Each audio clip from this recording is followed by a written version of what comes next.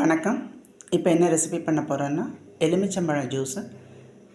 எலுமிச்சம்பழத்தோட புதினா, இஞ்சி சேர்த்து lemon mint sweet and salt juice.